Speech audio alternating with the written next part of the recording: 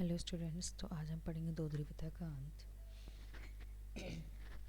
इस चैप्टर की बात की जाए तो इसमें ये दिखाया जाएगा कि किस प्रकार से सोवियत संघ का विघटन होता है। जब हम शीत युद्ध की बात करते हैं, शीत युद्ध का सबसे बड़ी जो उसकी पहचान मानी जाती है वो दिखाई जाती है बर्लिन की दीवार को। बर्लिन की दीवार को मुख्य रीज़न माना जाता है कि ये शीत युद्ध का दौर यहाँ पे समाप्त हो जाता है।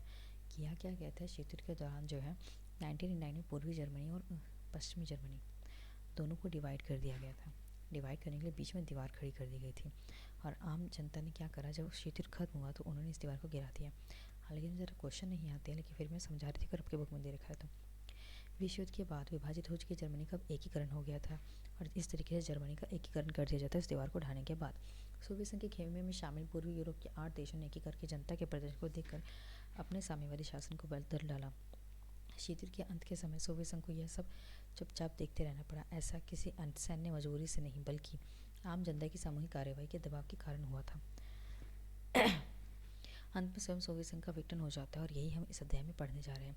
तो पहली बात तो यह थी कि सोवियत प्रणाली थी क्या। जब हम सोवियत प्रणाली की बात करते हैं, सोवियत संघ की बात करते हैं, इससे अर्थ होता है USSR जिसे कहा जाता है, जिसका फुल फॉर्म होता है समाजवादी सोवियत गणराज्य। और सोवियत प्रणाली की अगर बात करें तो इसका जन्म होता है 1917 की समाजवादी क्रांति से। 1917 में एक समाजवादी क्रांति की जाती है। यह क्रांति मुख्यतः थी क्या, इसको याद करना आप एटलीस्ट कि 1917 में समाजवादी क्रांति की जाती है। यह क्रांति थी क्या, यह क्रांति पूंजीवाद व्यवस्था के विरोध में लाई गई थी, जिसका मूल कारण ये था कि समाजवाद के आदर्शों को और एक ऐसा समाज बनाएगी जहाँ पे सभी समान होंगे।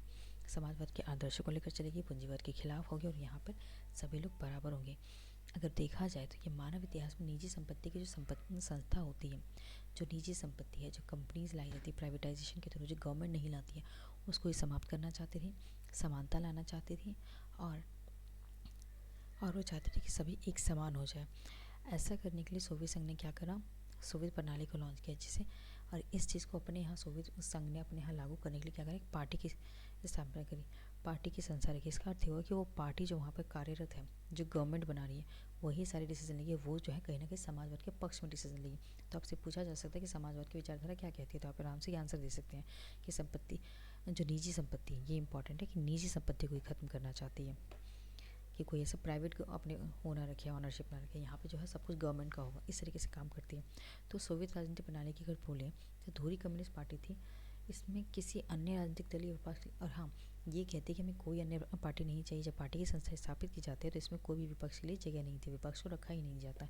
और अर्थव्यवस्था और योजनाबद्ध और राज्य के नियंत्रण में थी। इसका मतलब यह है कि अर्थव्यवस्था जो कम्प्लीटली है उसका कंट्रोल जो है गवर्नमेंट के हाथ में रहेगा, उसको कोई मार्केट कंट्रोल नहीं करेगी, जैसे कि USA में है। अभी मान लो वहाँ पे क्या, किसी भी चीज़ का प्राइस कब बढ़ता है, जब उसकी डिमांड बढ़ जाती है, लेकिन यहाँ पे अर्थव्यवस्था ऐसा नहीं होगा।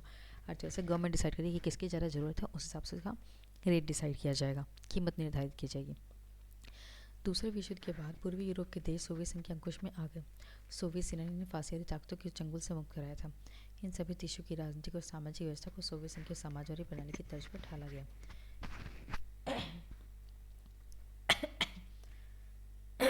इन्हीं समाजवादी खेमे के देश या दूसरी दुनिया कहा जाता है। अब देखो ये पूछा जाता है कि दूसरी दुनिया के देश कौन से हैं, दूसरी दुनिया किसे कहा जाता है, जो समाजवाद को सपोर्ट करने वाले जो देश हैं उसे दूसरी दुनिया के देश कहा जाएगा। ये रहा, इसे दूसरी दुनिया कहा जाता, दूसरी दुनिया कहा जाएगा। उसके बाद दूसरे विश्व युद्ध के बाद सोवियत संघ महाशक्ति के रूप में, और सेकेंड वर्ल्ड वॉर के टाइम में हम देखते हैं जैसे सेकेंड वर्ल्ड वॉर खत्म होता है दो ही महाशक्तियाँ बचती हैं पूरे विश्व में, वो थी एक अमेरिका और दूसरी थी सोवियत संघ। और सोवियत संघ की जो शक्ति की बात करें तो अमेरिका के बाद इसके दूसरे नंबर पर वो शक्ति आती थी। इसका अर्थ ये हुआ कि विश्व में अब दो ही शक्तिशाली देश बच गए थे, संघ बच गए थे, या फिर आप कहें कि दो ध्रुव बच गए थे, जो कि एक अमेरिका थी, दूसरा सोवियत संघ थी। और सोवियत संघ की अगर बात करें तो इसकी संचार प्रणाली बहुत अच्छी रही थी और इनके पास अपना खुद का ऊर्जा संसाधन बहुत अच्छा था, खनिज तेल बहुत अच्छे थे, लोहा था, इस्पात था, मशीनरी उत्पाद था, और इन सब के कारण जो है इनकी अर्थव्यवस्था बहुत सही जा रही थी, इसमें कोई दिक्कत नहीं थी। इसके बारे में देखते हैं सोवियत संघ के वजह से क्या हो रहा है। इनका मैंने क्या बोला ऊपर कि इनकी संचार प्रणाली बहुत अच्छी, मतलब कि दूर इलाकों में इनका जो कनेक्शन था वो बहुत अच्छा चल रहा था। और उसके बाद बात करें सोवियत संघ का घरेलू उपभोक्ता उद्योग भी बहुत उन्नत था। हाँ, यहाँ पे दूसरी बात की जाए अर्थव्यवस्था की बात करें, कनेक्शन इनका बहुत अच्छा है, संचार प्रणाली बहुत अच्छी है। उसके साथ ही साथ यहाँ पे कोई भी चीज़ का अगर उत्पादन किया जा रहा है तो यहाँ पे सब चीज़ों का उत्पादन ये लोग खुद ही कर लेते थे, इनकी इतनी अच्छी टेक्नोलॉजी रही थी।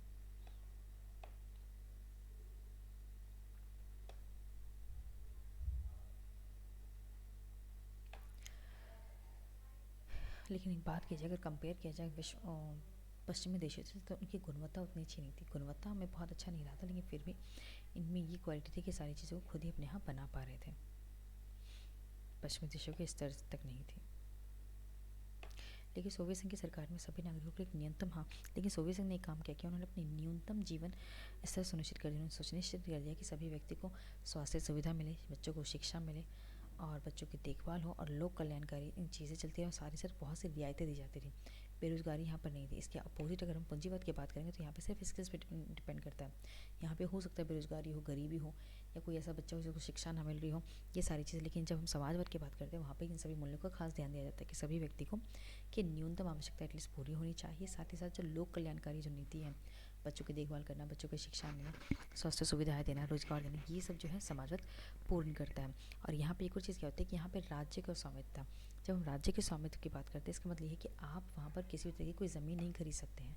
यहाँ पे सब कुछ गवर्नमेंट के अंडर में, गवर्नमेंट की मर्जी को उस ज़मीन पर क्या करना चाहती है उससे आपकी चॉइस नहीं चलेगी। अगर वो चाहती है तो आपको घर देगी, वरना वो नहीं देगी। इसी तरह हम कह सकते हैं कि भूमि पर कम्प्लीटली जो है राज्य का स्वामित्व रहता है। उत्पादक जो चीज़ें हैं, क्या उगाया जाएगा, क्या नहीं किया जाएगा, किसको कितने रेट पे बेचा जाएगा, ये सब कुछ जो है राज्य के हाथों में है।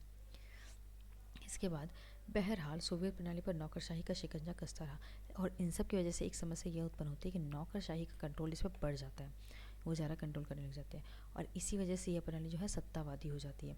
सत्तावादी का अर्थ हुआ कि एक सत्ता के हाथ में सारी शक्ति है और वही सब कुछ कर रही है, वही सब कुछ कंट्रोल कर रही है कि हमें अब क्या करना है क्या नहीं करना, और इसी वजह से नागरिकों का जीवन में संकट आ रहा था। और साथ ही साथ हम देखते हैं कि समाजवाद में क्या होता है, लोकतंत्र और अभिव्यक्ति की आज़ादी नहीं होती है, क्योंकि इनको सभी चीज़ें कंट्रोल गवर्नमेंट को करनी है और इस वजह से जो है वहाँ पर लोगों की जो इच्छाएं हैं वो गवर्नमेंट जान ही नहीं पाती। इस वजह से काफ़ी बार ऐसा देखा जाता है कि गवर्नमेंट उस तरीके से कार्य नहीं कर पाते जिस तरीके से उन्हें करना चाहिए अपने नागरिकों के लिए। अब रशिया में जब इतना प्रॉब्लम था, आई मीन यूएसएसआर के यहाँ जब इतना प्रॉब्लम था लोकतंत्र और अभिव्यक्ति को लेकर, इस वजह से लोग अपनी जो असहमति और चुटकुले और काटने में उनकी ज़्यादा दिखाई देती थी, क्योंकि वो अपनी गवर्नमेंट के खिलाफ कुछ भी नहीं छाप सकते थे। अगर देखा जाए उस टाइम की कंडीशन को, सोवियत संघ को, तो उस टाइम में उसकी संस्था को बहुत सारे सुधारों की आवश्यकता थी। लेकिन सोवियत संघ की जब हम बात करते हैं उन्होंने इसके लिए बहुत खास काम नहीं किया। उन्होंने क्या करा, इवन काफ़ी सारी संस्थाओं पर अंकुश लगा दिया। अंकुश मतलब फुल स्टॉप लगा दिया कि आप कोई कार्य नहीं करेंगे, हम देखेंगे वो सारे कार्य। और इसी वजह से जो है इस दल में एक और प्रॉब्लम क्या थी, सोवियत संघ में जो एक हमारी दल है, कौन सा दल है वहाँ पे आपको पता होना चाहिए। तो वहाँ पर हमारा जो दल मौजूद है वो है समाजवादी दल जो कार्य कर रहा है वहाँ पर। तो दल है वो कहते हैं कि उनकी जनता के प्रति कोई जवाबदेही नहीं थी। अगर वो सही काम कर रहे हैं तो ठीक है, नहीं सही काम कर रहे हैं तब भी कोई जनता उसके लिए कुछ कह नहीं सकती, उनके खिलाफ नहीं खड़ी हो सकती थी। अगर हम बात करें तो लगभग सोवियत संघ में जो है 15 गणराज्य मिले हुए थे। ये सब कुछ इंपॉर्टेंट है, आपको अपने नोट्स में इन सबको नोट डाउन करना चाहिए। इसके साथ ही साथ अगर हम बात करें तो यहाँ पर सोवियत संघ में देखा जाए तो 15 राज्य थे और सभी के सभी पर सोवियत संघ का ही कंट्रोल चलता था और बाकी उसमें मेन जो रशिया ही था जो कंट्रोल करने वाला था, और उसके अलावा सभी उसके एक तरीके से उपेक्षित राज्य थे जिनके ऊपर इतना ध्यान नहीं दिया जा रहा था। सेकेंड वर्ल्ड वॉर के बाद जब दोनों देश, खासकर यूएसए और यूएसएसआर अपने अपने को बहुत मजबूत दिखाने की कोशिश करते हैं, तभी हमारी हथियारों की होड़ शुरू हो जाती है। हथियारों की होड़ से अर्थ है कि दोनों देश अपने आप को मजबूत दिखाना चाह रहे हैं, इसीलिए हथियार और ज़्यादा बनाए जा रहे हैं। और सोवियत संघ ये चाहता था कि वो अमेरिका को टक्कर दे सके, इसलिए उसने काफ़ी सारे हथियार बनाए और इसमें ऑफकोर्स बहुत सारे खर्चा भी आया। और इसी वजह से उस सोवियत संघ का जो प्रौद्योगिकी या बुनियादी ढांचा है वो पश्चिमी देशों की तुलना में काफ़ी कम हो जाता है। सारी चीज़ें रिलेटेड है कि वो उन्होंने ज़्यादा खर्च कर दिया बाहर के देशों पर यूएसएसआर ने, इसलिए वो अमेरिका से कॉम्पीट तो कर पाए लेकिन उसकी खुद की जो इंडियन मतलब अपने देश की जो स्थिति वो बहुत अच्छी नहीं रही उनके देशों की तुलना में। सारे साथ हम देखते हैं कि सोवियत संघ इस दौरान जो है अपने नागरिकों की जो इच्छाएं हैं कि उनको राजनीति में चेंजेस चाहिए थे, आर्थिक चेंजेस चाहिए थे, उन सब पे कोई ज़्यादा फर्क नहीं दिखता। और एक और चीज़ क्या होती है इसी टाइम पे 1979 में जो है 1979 में सोवियत संघ क्या करता है, वो अफगानिस्तान में इंटरफेयर करता है और इंटरफेरेंस की वजह से उसका वहाँ पे बहुत खर्चा होता है, क्योंकि वहाँ पर अगर आपको अपनी आर्मी बनाए रखना है, डिप्लॉय करनी है, उसके बाद फिर उनको कार्यरत करना है, सभी चीज़ें मुहैया करानी है सुविधाएं, तो इस वजह से सोवियत संघ अपने बहुत सारी आर्मी के साथ का खर्च वहन नहीं कर पाता, उसको इस वजह से ज़्यादा इसका हानि उठानी पड़ती है।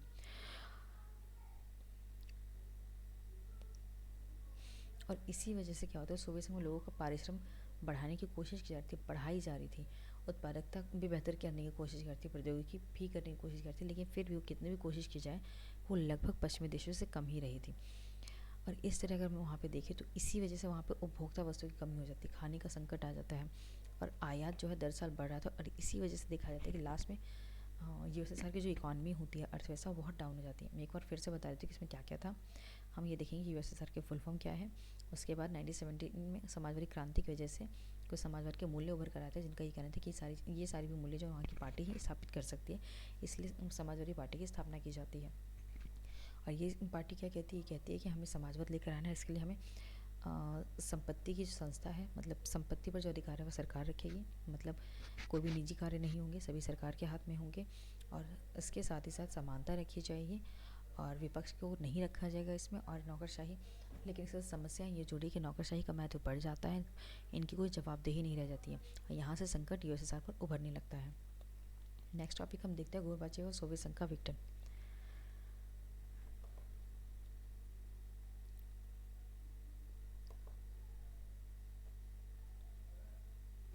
हाँ, गोरबाचेव ने यहाँ पर सुधार लाने की कोशिश करी और 1980 में जो है उनका सुधार लाने की कोशिश की जाती है, लेकिन वो कितनी कोशिश कर रहे थे और उन्होंने ये भी देखा,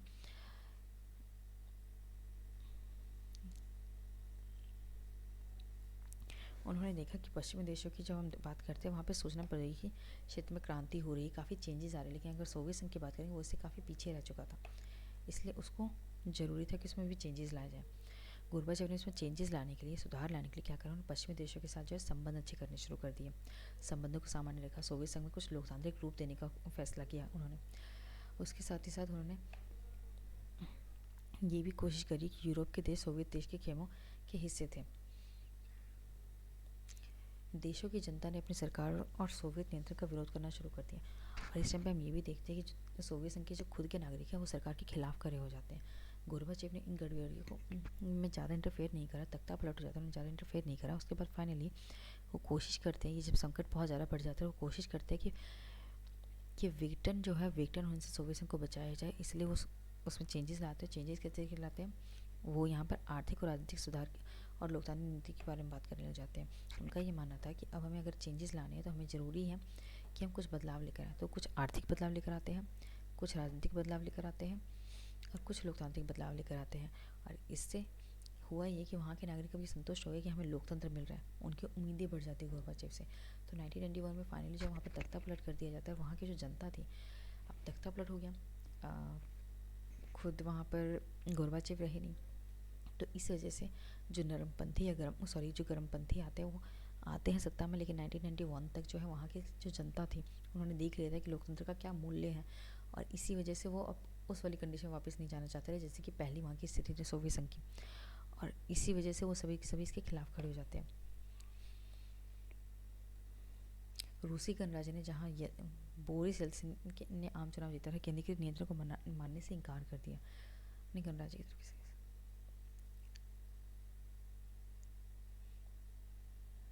अब क्या हुआ, जब ये गोरबाचेव चले जाते हैं, लोगों में, जनता में असंतुष्टता बहुत बढ़ जाती है, तो जनता जो है बहुत ज़्यादा खिलाफ हो जाती है रशिया के ही खिलाफ। और हम जैसा कि जानते हैं कि सोवियत संघ में लगभग 15 देश शामिल थे, 15 छोटे छोटे गणराज्य कह सकते हैं वो शामिल थे। तो उनमें भी ये मांगे उठने लगती है कि उनको अब सोवियत संघ से अलग होना है, और इन मांगों को जो है सोवियत संघ ज़्यादा समय तक होल्ड नहीं कर पाता है। उसके बाद यहाँ पढ़ते हैं, साम्यवादी सोवियत गणराज्य के विघटन की घोषणा और स्वतंत्र राज्य के राष्ट्रीय कुल का गठन बाकी गणराज्यों, खासकर मध्य एशियाई गणराज्यों के लिए बहुत आश्चर्यचकित करने वाला था। ये गणराज्य भी स्वतंत्र राज्य के राष्ट्रीय कुल से बाहर थे, इस मुद्दे को तुरंत हल कर लिया गया, इन्हें राष्ट्रीय कुल का संस्थापक सदस्य बनाया गया। अब देखो, ये सारी चीज़ें हुई, तो वो 15 राज्य जो अभी तक विरोध कर रहे थे, जिनकी जनता बहुत विरोध कर रही थी कि हमें रशिया से अलग हो जाना चाहिए, यूएसएसआर से अलग हो जाना चाहिए, यूएसएसआर बोलना चाहिए, मुझे रशिया नहीं बोला जाएगा, यूएसएसआर से अलग हो जाना चाहिए, वो अलग हो जाते हैं। अब समस्या ये आती है कि यूएसएसआर जो टूट चुका है, अब ये नाम किसको दिया जाए, किस देश को वो वाला महत्व दिया जाए, तो ये दिया जाता है रशिया को। रशिया को उसका उत्तराधिकारी नियुक्त किया जाता है, रशिया को सोवियत संघ का उत्तराधिकारी नियुक्त किया जाता है। तो आप इसके साथ ये भी याद रखें कि रशिया का जो अभी प्रेसिडेंट है वो कौन है, व्लादिमीर पुतिन है, आपको ये याद रखना है। रूस को सुरक्षा परिषद में सोवियत संघ की सीट मिलती है, और यूएसएसआर के टूटने के बाद रशिया को उसका उत्तराधिकारी माना जाता है, और इसी आधार पर जो है सुरक्षा परिषद में रशिया को उसकी सोवियत संघ की सीट मिल जाती है। और जितनी भी संधियाँ जो सोवियत संघ के साथ साइन होती है वो सभी की सभी उसकी जिम्मेदारी रूस के ऊपर आ जाती है, रूस अब इन सबको अपनाएगा। उसके बाद सोवियत संघ के विघटन के बाद के समय में पूर्ववर्ती गणराज्यों के बीच एकमात्र परमाणु शक्ति संपन्न, अब देखो सोवियत संघ टूट गया तो उसका रशिया बचा उसके प्रतिनिधि। तो एकमात्र जो गणराज्य है जिसके पास परमाणु शक्ति है पूर्वोत्तर राज्य में, पूर्वोत्तरी गणराज्य में, वो सिर्फ और सिर्फ रशिया ही बचता है इसके बाद। और इसके बाद जो है रशिया ने कोशिश करी कि परमाणु निरस्त्रीकरण किया जाए, मतलब परमाणु को इस तरीके से जो बहुत उसको बनाया जा रहा है उसको रोका जाए, और इसके रोकने के क्रम में परमाणु निरस्त्रीकरण जो है अमेरिका और रशिया के बीच में साइन होते हैं। और इस तरह सोवियत संघ का विघटन हो जाता है। पूछा जाता है कि सोवियत संघ के विघटन के क्या कारण थे, तो आप यही सब लिखेंगे उसमें। Thank you for watching, keep watching my channel.